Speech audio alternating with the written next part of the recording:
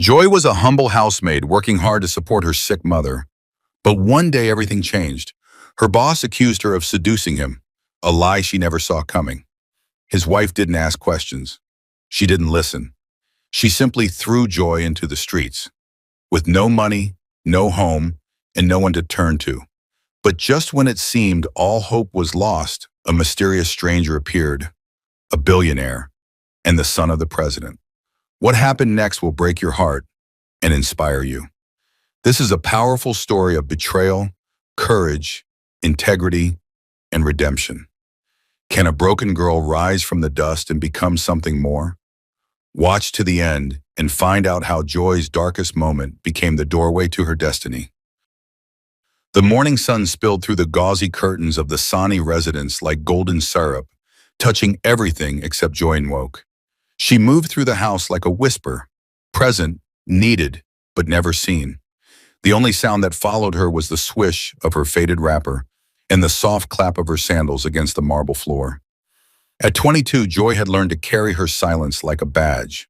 Her mother had once told her, "When you are in another person's house, swallow your tears. Let the wall hear them, not your tongue." So she swallowed, every day. The Sani house was a duplex nestled in a quiet estate in Festac, Lagos. The walls were painted cream, the floors spotless, the furniture imported. But the air inside was tense, thin with suspicion and unspoken truths. Joy had worked there for 10 months. She rose before the sun, cleaned the children's rooms, ironed school uniforms, made oats for little Fola and her brother Daniel, washed Agnes's clothes, and ensured that the water tank never ran dry. Agnes Sani, the madam of the house, was a woman made of steel and schedule. A respected banker with a sharp tongue and sharper heels, she was rarely home. Most days she left before the cocks crowed and returned after the moon yawned. She barely looked at Joy except to hand over the grocery list or scold her for forgetting to warm the stew. Her husband Femi, however, was always home. Femi claimed he did drop shipping, an online business that allowed him to manage vendors. But Joy noticed he spent more time lounging than working. He'd sit in his upstairs study with his laptop open, a glass of juice in hand, and one eye always drifting. To her. At first, Joy had convinced herself it was harmless. Maybe he just noticed she was hardworking. Maybe he appreciated how well she cleaned the windows or folded the laundry. But it wasn't appreciation. It was hunger. She felt it in his lingering glances, in the way he found excuses to call her upstairs. "Joy, the air freshener is finished." "Joy, my charger isn't working," when Agnes was gone. There was one afternoon she would never forget. She had bent slightly to wipe the base of the bookshelf in the hallway. Femi's voice startled her. "You bend like a river, Joy, smooth, flowing." She froze. Her sponge dropped from her hand. "I said," he repeated, "you're too beautiful to be a maid. You know that, right?" Joy didn't answer. She picked up her sponge and walked away. Her heart pounded so loud she feared he would hear it. From that day on, she made sure never to be in the same room with him. She avoided eye contact. She kept her wrapper tight and her blouse high. But he kept coming closer, closer with his words, his looks, his threats. The most painful part? The way he would switch. When Agnes came home, he'd become cruel and dismissive. "Joy, don't you know how to sweep properly?" "Joy, your food is tasteless." Again. In front of his wife, he became a man irritated by her presence, as if her very existence annoyed him. Agnes never noticed. But that was what scared Joy the most. Madame Agnes trusted her husband blindly. She once said, "My Femi may be lazy, but he's loyal. He can't stand other women touching him." Joy heard it as she served them dinner. She almost dropped the bowl of okra soup. That night, Joy sat in her tiny room in the boys' quarters, watching the ceiling fan whirl and whirl like her thoughts. Should I tell her? Should I risk it? What if she doesn't believe me? She thought about her mother, Mama Nwoki, lying in a narrow bed in Equilobia, her feet swollen from diabetes. Joy's last salary had gone into buying her insulin. She had no savings, no backup plan. If I lose this job, Mama might die. She cried quietly into her pillow. She thought about writing a letter, then thought better. The wall she remembered. Let the wall hear. Each day that passed, Femi's pressure grew heavier. His voice dropped to whispers. His eyes followed her like shadows, and Joy's silence grew thicker. She walked on eggshells and prayed that one day she'd find the strength to speak, or a miracle would find her first. One day Joy was already awake, standing in the kitchen as the electric kettle boiled. She moved with practiced ease, frying eggs, buttering bread, pouring tea, just like every other morning. Except her chest felt heavier. Every corner of the house now held a memory she didn't want. The corridor near the staircase, where Femi had whispered something vile. The hallway by the children's playroom, where he had brushed against her back and pretended it was a mistake. Joy had become a prisoner in a place she worked so hard to maintain. As she placed a tray on the dining table, she felt it again. The eyes. Femi stood by the living room window, arms crossed, watching her. He wasn't smiling. He didn't say a word, but his stare made her skin feel tight, like it didn't belong to her anymore. She turned away quickly. "Good morning, sir," she said, almost in a whisper. He didn't respond. He just kept watching her until she walked back into the kitchen. Joy's heart was beating fast.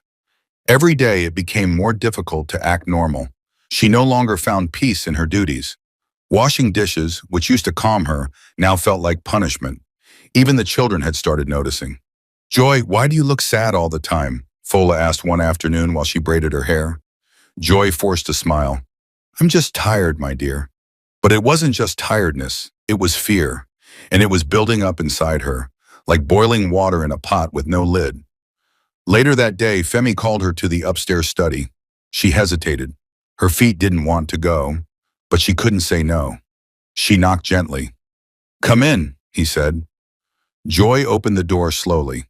Femi was sitting behind the desk, typing something on his laptop. He didn't look up. "I need you to help me clean the bottom drawer. Something spilled," he said. She nodded and walked to the side of the table. She crouched down and opened the drawer. It was empty.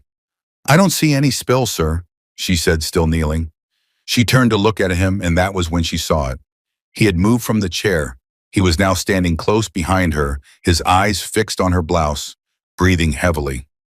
Joy stood up quickly, fear rising inside her like fire. "Sir, please respect yourself," she said firmly, for the first time. But Femi just smiled. "Joy, I like bold women. Don't act as if you don't see the way I look at you. You're different. You're not like other maids." Joy backed away slowly. "If you don't stop this, I will tell your wife." His expression changed. The fake smile disappeared. His eyes turned cold. "You'll tell Agnes?" he asked slowly. "Tell her what exactly? That I, her husband, am chasing a maid? Do you think she'll believe you?" "I will still tell her," Joy replied, her voice shaking but determined. He laughed, not loudly, but the kind of laugh that made her blood run cold. "Then be ready to leave this house with shame. I will destroy your name, Joy. I will make her believe that you came after me. And trust me, she will believe me." Joy didn't wait to hear more. She turned and left the room, her hands trembling. She spent the rest of the day in silence, eyes red from holding back tears. She didn't eat. She didn't even sing her usual quiet hymns while washing plates. Her mind raced with questions. Will Madame Agnes believe me? Should I tell her before Femi lies to her? Or should I stay silent and keep enduring? But that silence had already cost her too much. That night, she sat on the edge of her bed, staring at the wall. The small room behind the house where she slept suddenly felt smaller. The ceiling fan spun above her, slow and tired, like her spirit. She thought of her mother again. Maman Woke was a gentle woman who had raised Joy with nothing but love and struggle. She had taught her that dignity was worth more than silver. But what dignity did she have left? Joy picked up her phone. Her fingers hovered over her mother's number. Maybe she could just say it. Everything. Just hear Mama's voice and cry like a child. But her hand dropped. She couldn't. It would only make Mama worry more, and there was nothing she could do from a sick bed. Tears ran silently down her face. The next morning, Joy dressed carefully. She wore a high-neck blouse and wrapped her scarf tighter. She looked at herself in the mirror. Her eyes were tired, but there was something else there too, resolve. As she carried the breakfast tray into the living room, She saw Madame Agnes seated on the couch. It was rare to see her home this early. Joy's heart started beating fast. Maybe this is the moment. Maybe I should just speak. But before she could open her mouth, Femi entered the room from the hallway, holding a cup of tea and wearing a serious expression. Agnes, he began, his voice low, I've been meaning to tell you something important. Agnes looked at him. What is it? Femi sighed and glanced at Joy with a fake look of hurt. It's about this maid, Joy. She's been acting strange. I didn't want to say anything to embarrass her, but she's been trying to seduce me. Joy gasped. What? That's not... Keep quiet, Agnes snapped, rising from the chair. How dare you speak when a man is talking? Joy's chest tightened. Madam, he's lying. He has been the one... Oh, please, Agnes cut in. I know my husband. He would never stoop so low. Why didn't you say anything before now, You wait till he complains, and now you try to cover yourself? Joy felt her throat close. Her lips trembled. Because I was scared, madam. I knew no one would believe me. You're right about one thing, Agnes said coldly. No one will. She turned to the guards. Take this girl out of my house. Let her carry her shame with her. Joy dropped to her knees. Please don't do this. Madam, I beg you, my mother is sick. I have nowhere to go. But Agnes had already turned away, and Femi just watched, unmoved, victorious. The guards dragged Joy to the gate like a criminal. Her bag was tossed outside. The gates closed behind her with a loud bang. Joy stood in the street, barefoot, humiliated, heartbroken. The only sound she could hear now was the soft echo of her own voice, crying out to a sky that refused to answer. The wind was rising when the metal gate of the Sani residence slammed shut behind Joy. She stood there in the dim glow of the streetlight, her small travel bag at her feet.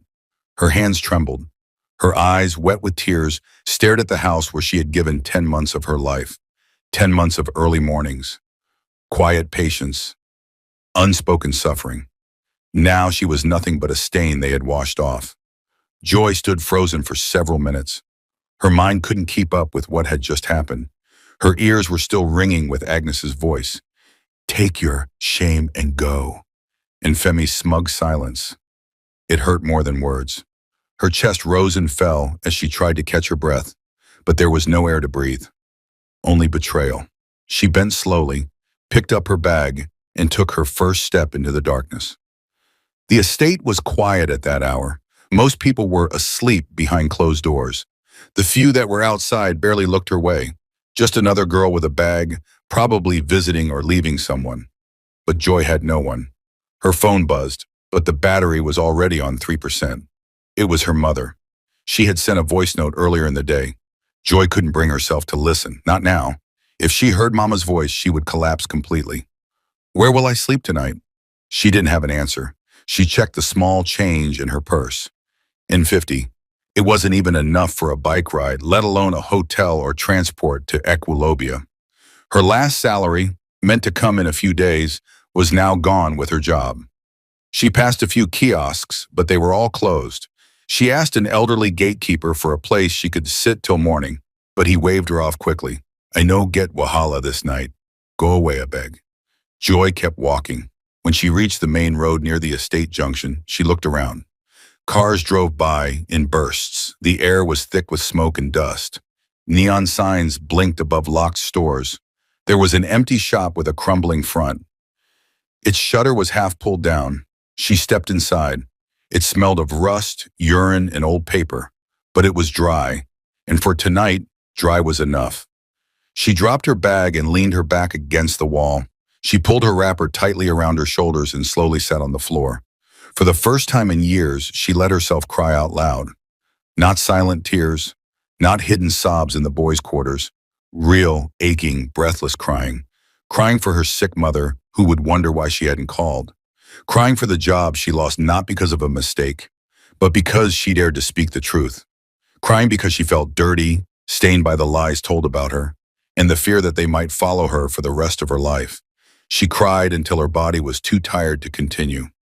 Then slowly she lay on the cold floor and tried to sleep. But sleep did not come. The night passed in fragments. She would close her eyes for a few minutes, only to be startled awake by distant shouts, the rattling of passing buses, or the echo of her own name being called in a dream. By 5 a.m., Lagos was already waking up. She heard traders pushing carts, calling out their goods. A man nearby lit a cigarette, the match flaring like a small fire in the dark. A group of boys ran past, laughing loudly. Joy sat up slowly. Her back ached. Her eyes were swollen. She stood, dusted her skirt, picked up her bag, and walked out into the early morning light. She looked around and realized she had no plan. No destination, no idea what to do next. But something inside her whispered, "Keep moving. Don't stop." So she began to walk. She followed the road leading to mile 2, hoping to find a bus park. Maybe she could beg a conductor to let her ride halfway to Equilobia, or at least call her mother from a shop. She would explain everything. She would cry. Maybe Mama would pray with her, give her the strength to face the shame. But she hadn't eaten in almost 24 hours. Her legs were growing weak, her clothes were dusty, her scarf stained. Her face carried the weight of the night before. The road she walked was busy now, cars honking, danfos speeding by, traders setting up stalls. The city had come alive, but she felt invisible, until suddenly, she wasn't. She didn't hear the horn. Her ears were filled with thoughts, loud, painful thoughts, and her eyes were blurry from lack of sleep. She stepped into the service lane without thinking. A loud screech. Tires burned against the road. A black SUV swerved dangerously, barely missing her by inches. The driver slammed his door and jumped out. "Are you crazy?" he shouted. Joy froze. Her knees gave way slightly. Her head dropped. She didn't have the strength to answer. "Do you want to die?" he barked, walking toward her. "Are you blind? You almost got yourself killed." Still she said nothing, but something in her face made him stop. The anger on his face softened. His eyes scanned her, her dusty wrapper, the small travel bag, her tear-streaked cheeks. He noticed the trembling hands. Then he saw the tears. Not fresh ones, but the ones that had dried overnight. Are you okay?" he asked again, this time much more gently. Joy raised her eyes slowly. For the first time in hours, she looked someone in the face. Her voice was low and cracked when she finally whispered, "No, I'm not okay." The man paused, his expression softened immediately. He was tall, with well-kept hair, neatly ironed clothes, and expensive shoes that had just stepped into the Lagos dust. He looked like someone who didn't belong in this part of town, like someone who had drivers and security, not street dust on his shoes. He took one cautious step closer.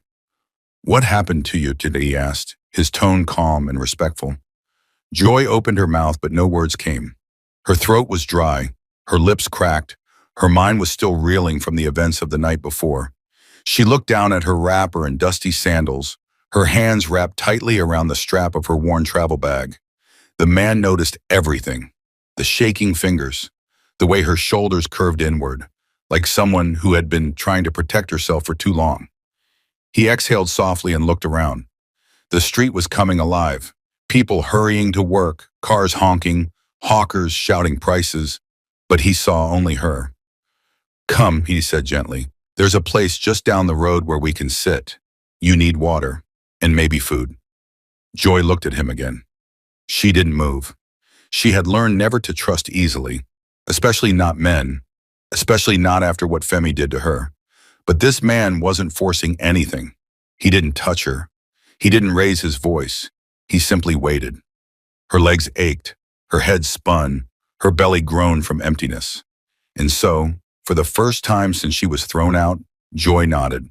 He led her quietly to a nearby open cafe that had just begun setting up for the day.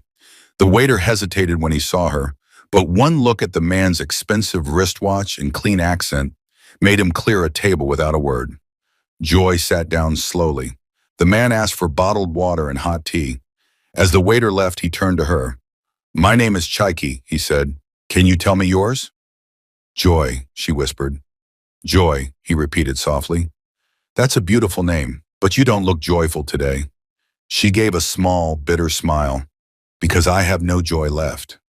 The bottle of water arrived. She opened it with trembling hands and drank deeply. Her throat burned. Her stomach turned, but it welcomed the liquid. Then, slowly, like a dam breaking, her story poured out. She told him everything.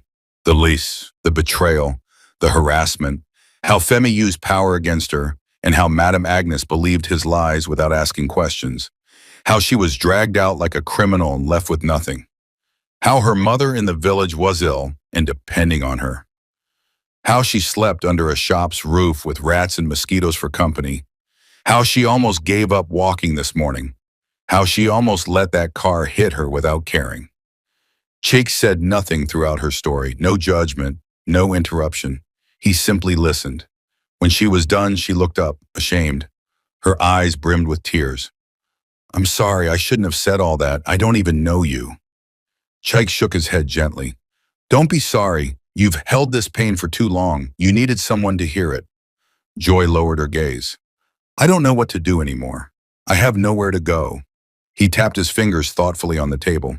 "What if, for today, you let someone help you?"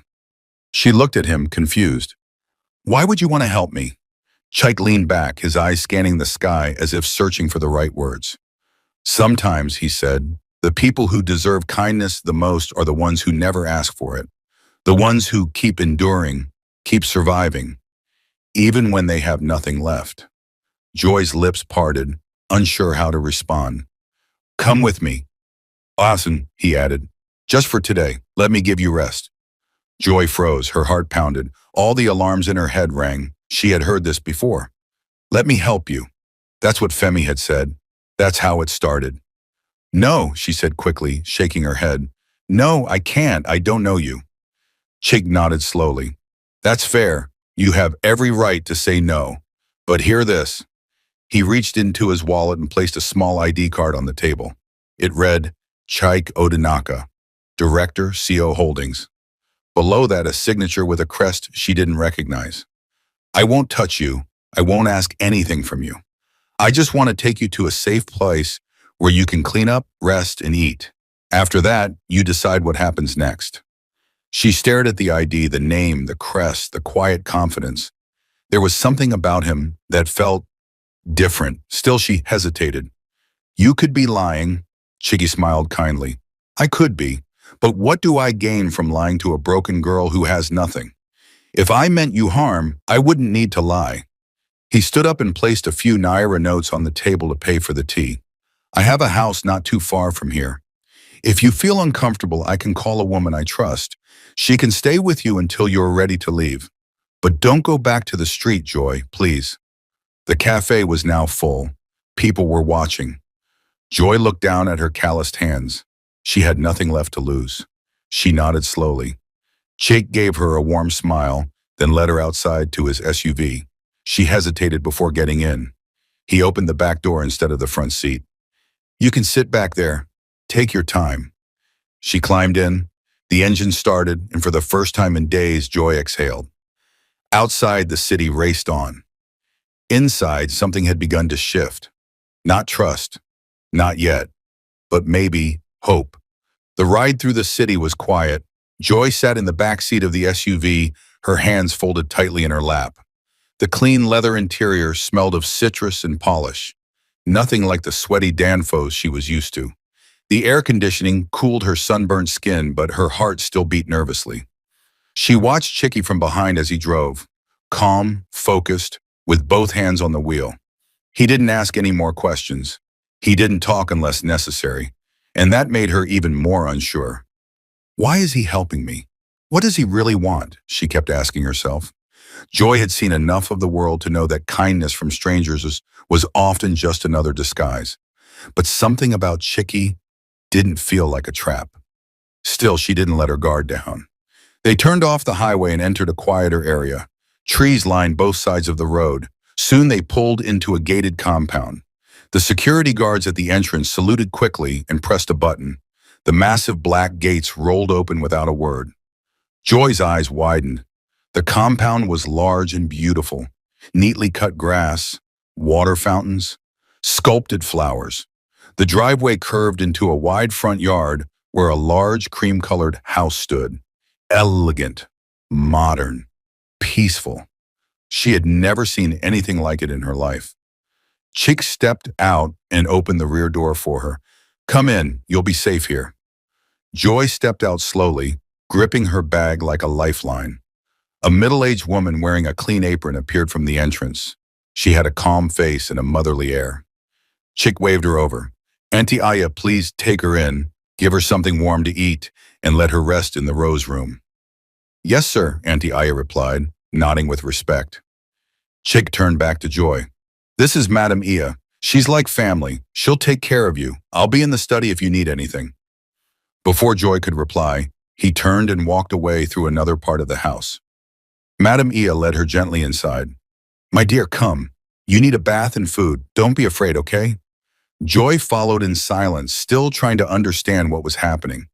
The house was even more beautiful inside. White tiles, glass doors, smooth furniture. There were paintings on the walls and a staircase that curved like it came out of a magazine. She was led upstairs to a room that smelled of roses. The bed was large, the sheets fresh. There was a soft robe folded on the bed and a clean towel placed carefully beside a sparkling bathroom door. "You bathe. When you come out, food will be ready," Madam Aya said gently. Joy stepped inside the bathroom and slowly locked the door. She stood before the mirror. Her face was dusty, her hair rough, her clothes stained. Her reflection looked like a stranger, a girl who had been bruised by life. She peeled off her clothes and stepped under the warm water. The first drop touched her skin and broke her. She cried, but not like before. This was different. These were not tears of fear, but tears of release, tears that washed away Femi's lies. Agnes's betrayal, the cold floor of the abandoned shop, the hunger, the humiliation, the hopelessness. She stayed under the water for a long time. When she stepped out and put on the robe, she felt almost human again. Still shaken, still unsure, but cleaner, lighter. Downstairs, a small meal had been prepared: fried plantain, white rice, and pepper stew. She ate slowly, politely. Madam Ia watched her with a smile. "You are safe here, Joy. Eat and rest." When she finished, Madam Ia gave her a new nightgown. "Olga bought this morning. He said he would need a size for a small woman who had a strong heart." Joy's eyes widened. "He bought this today?" "Yes," Madam Aya nodded. "He said a storm might bring a special visitor." That evening, Joy sat in the rose room, staring out the window at the garden. It had started to rain lightly. Drops slid down the glass like soft footsteps. Then came a knock. She turned. It was Chaiki. He stood at the door with a gentle smile. "Can I come in?" She nodded slowly. He stepped in and sat on the edge of the chair near the window. There was silence for a while. Then he said, "I wanted to wait until you were ready before I explained anything." Joy looked up. "You're wondering who I am, why I helped you, why I didn't just drop you off at a police station or give you a little cash and walk away." She nodded. He leaned forward, elbows on his knees. "My full name is Chiki Odinaka. I run an investment company called CO Holdings, but that's not the full truth." He reached into his jacket and brought out a wallet. He opened it and showed her a clean ID. It read, "Chiki Odinaka, son of President of FENA, Odinaka National Identity Commission." Joy's breath caught in her throat. She blinked. "You're the president's son?" Chiki smiled gently. "Yes." She stood up suddenly, shocked. "Sir, I had no idea. I'm sorry, I didn't." He stood too, holding up his hand. "No, don't apologize. You don't owe me that." Joy stepped back. "But why would someone like you stop for someone like me on the road?" Chike's eyes softened. "Because I've been broken before. Maybe not in the same way, but I've felt the kind of pain that makes you want to disappear. And someone once saved me. Someone who didn't care who I was. So now I do the same." Joy stared at him, stunned. He continued, "You're not just a maid, Joy. You're a woman with a voice, a heart, and a future. I see that. I see you." Her eyes began to fill again. "I don't know what to say." Chike smiled. "You don't have to say anything. You just have to believe this. Your life is not over. Not even close." It's just beginning. He turned to leave but paused at the door. Sleep well, Joy. Tomorrow we start something new. Then he was gone. Joy stood frozen in the middle of the room, overwhelmed. She looked down at her clean robe, her washed hands, the untouched bed, and she whispered to herself for the first time in days, maybe there is still hope. Outside, the rain continued to fall, quietly cleansing the night. But inside that house, something had begun to bloom again. The sun rose slowly over Ikoyi, casting golden light over the windows of the mansion where Joy had spent the most peaceful night of her life. For the first time in many days, she hadn't been afraid to close her eyes. She hadn't been startled awake by footsteps. She hadn't cried herself to sleep. Instead, she had slept in a warm bed, under soft sheets, in a room that smelled like flowers and safety. When she woke, she lay still for a few minutes, letting her eyes take in her surroundings again. It felt like a dream she didn't want to wake up from. But it was real. The bed, the silence, the calm. It was all real. She got up slowly, wrapped the robe around her, and opened the door to find Madame Ia waiting with a tray of breakfast, boiled yam, fried eggs, and hot cocoa. "Good morning, Joy," the older woman said warmly. Joy bowed slightly. "Good morning, Ma. Thank you." "You slept well?" "Yes, Ma, better than I have in a long time." "Good. Olga said to tell you to meet him downstairs in the study when you've eaten and dressed. He left something for you." Joy's heart skipped. "Left something for me?" Madame Ia smiled. "You'll see." 30 minutes later, Joy descended the stairs in the simple peach-colored dress Madame Ia had laid out for her. Her hair was combed back, and her face looked refreshed.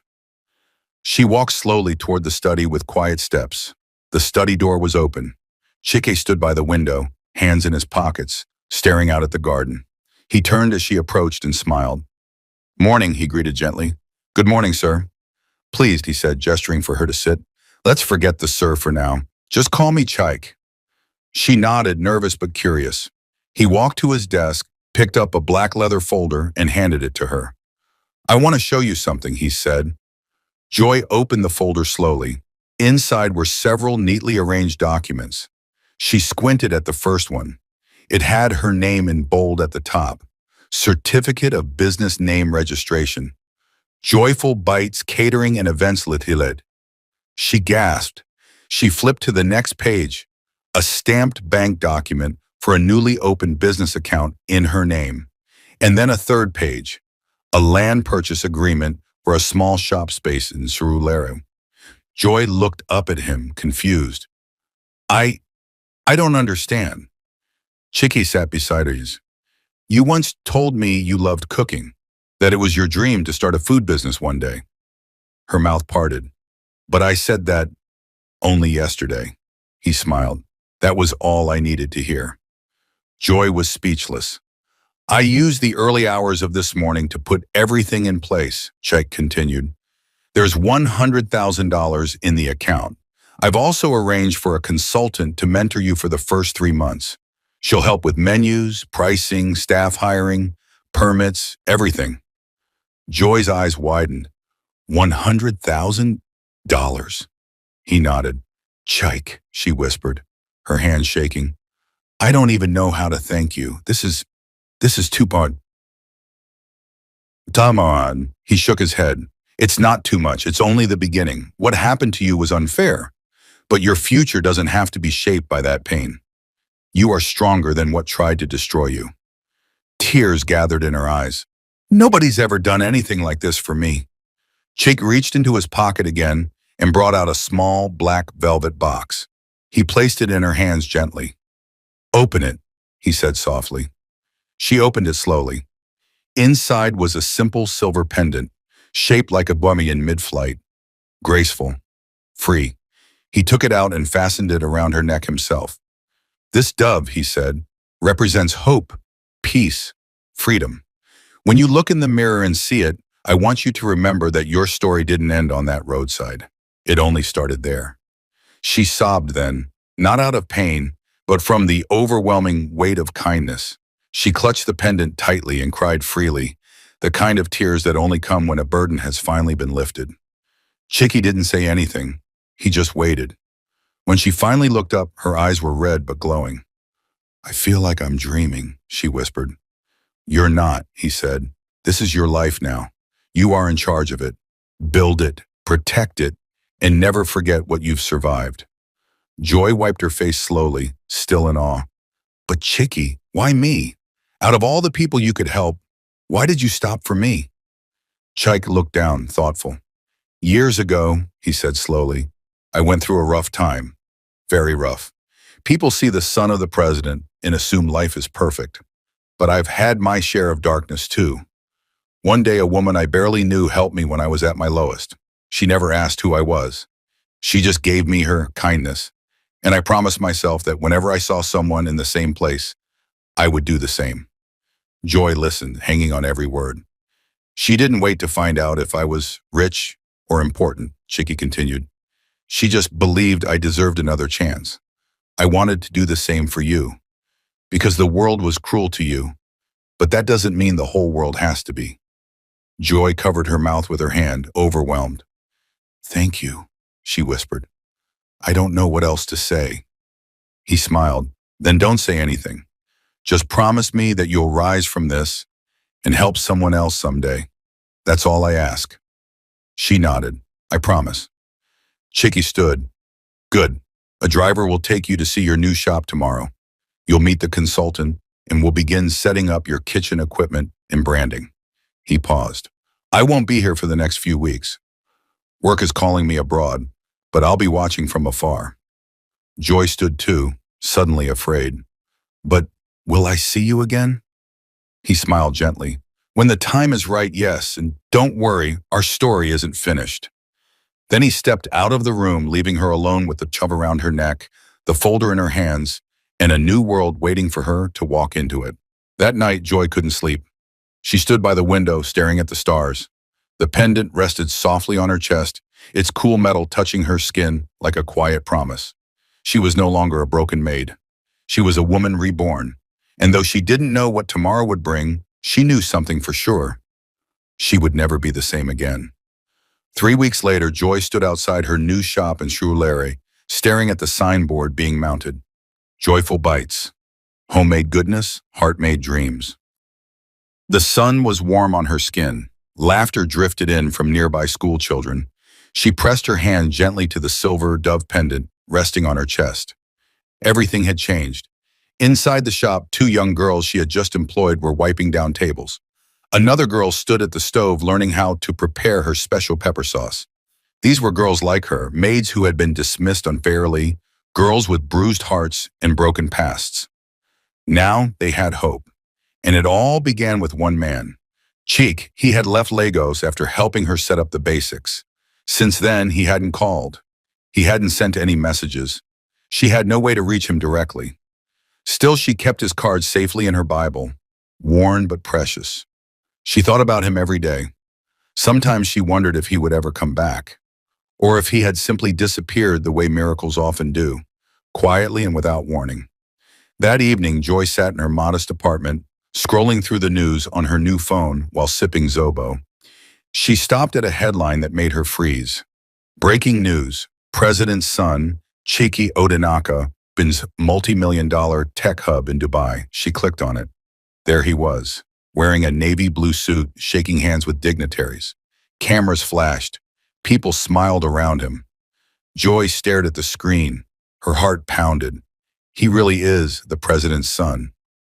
Tears filled her eyes again, this time not from pain, but from awe. The man who sat across from her in a roadside cafe, who handed her food, who listened without judgment, who gave her dignity when she had nothing. He was a prince in disguise. She clicked off the screen, too overwhelmed to keep reading. The pendant on her chest felt heavier now, as though it carried not just silver, but memory. 2 days later, Joy arrived at the shop early. A letter was waiting for her, delivered by private courier. No return address, just her name written in clean handwriting across the envelope. With trembling fingers, she opened it. Joy, by now you've probably seen the news. I told you I'd be watching from afar. You've done more than I imagined, not just building a business, but building people. I won't ask for thanks. This was never about me. It was about you seeing the strength you already had. The dove you wear isn't just a symbol of peace, it's a promise. When you least expect it, I will return. Not as a stranger, but as a friend. Until then, keep flying. Chaki, Joy pressed the letter to her chest. She smiled through her tears. Not every story ends in love. Not every prince stays to build a castle. But sometimes the most powerful kind of love is the one that gives you wings and watches you fly. She looked outside. A girl passed by barefoot, carrying the tray of oranges, eyes downcast. Joy opened the door and called gently, "Sister, are you hungry?" The girl turned, surprised. "Yes, Ma." "Come in," Joy said. "You're safe here." As the door closed behind them, the dove pendant glinted softly in the morning light. Hope had not only flown home, it had found a place to stay. The story also reminds us that our status does not define our worth, and sometimes the greatest transformations begin with moments of pain. When the world turns its back, there are still people, often unexpected, who carry the light of compassion. Above all, it teaches that helping others rise, without expecting anything in return, is one of the purest and most powerful forms of love. What did you learn from this story? Drop your thoughts in the comments section. I would be glad to read them. And guess what? There is another interesting moral story coming in a few days. So please subscribe to this channel and turn on your notifications bell so you'll be the first to watch when I upload it. If you enjoyed this story, don't forget to hit the like button and share it with your loved ones. Thank you so much for watching. God bless you.